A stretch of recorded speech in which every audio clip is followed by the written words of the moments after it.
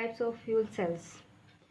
Various types of fuel cells have been developed. They are generally classified on the basis of electrolyte used. Because the electrolyte determine the operating temperature of a system, in part the kind of fuel that can be employed. So let's discuss the basic types of the fuel cells, in which the first one and the famous one is the alkaline fuel cells.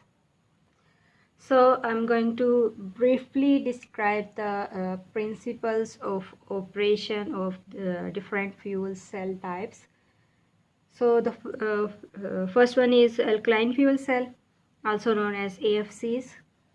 The basic chemistry of alkaline fuel cell, AFC,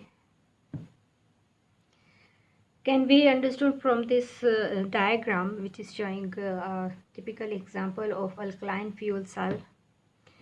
Alkaline fuel cells have electrolyte known as aqueous solution of potassium hydroxide. Usually this solution has a concentration around 30%, and it is necessary to insert the hydrogen gas at the anode and to insert the oxygen gas at the cathode, as shown in this figure.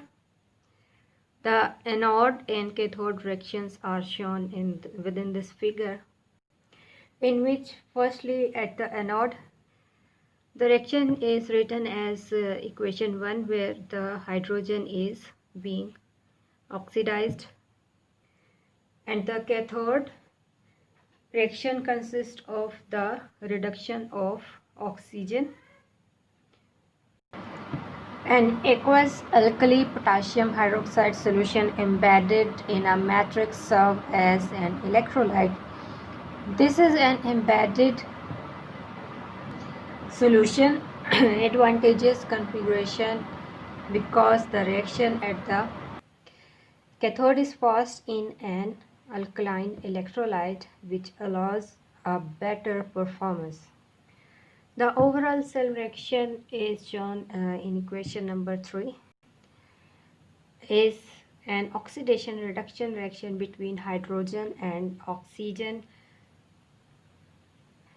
and the partial equations are representing the reactions at cathode and anode have a small difference as compared with other fuel cells.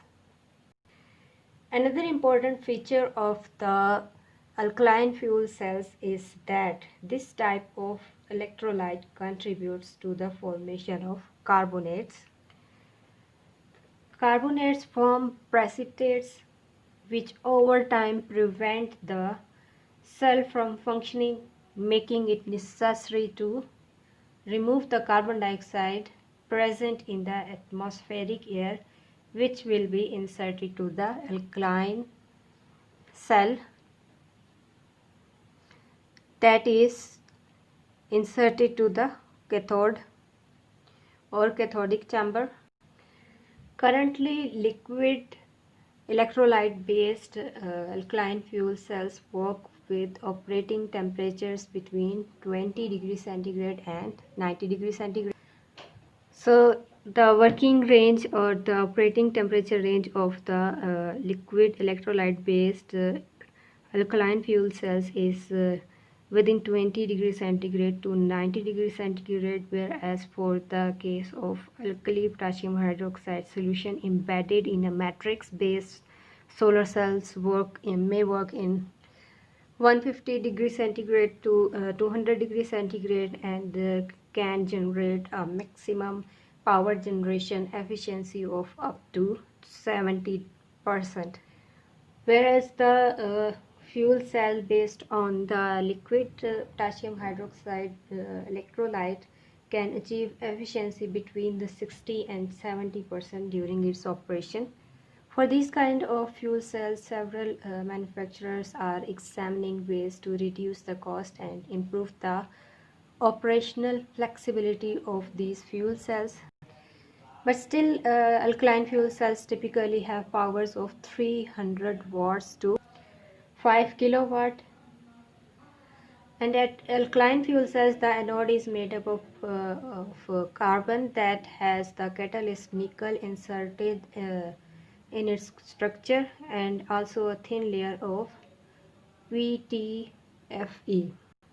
So the structure of anode is basically a carbon catalyst which is embedded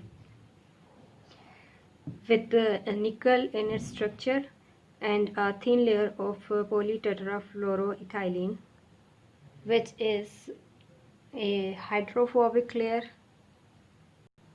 So this layer prevents the electrolyte to invade the space of the anode, whereas nickel that is inserted in the structure of carbon catalyst helps to reduce the activation energy of reaction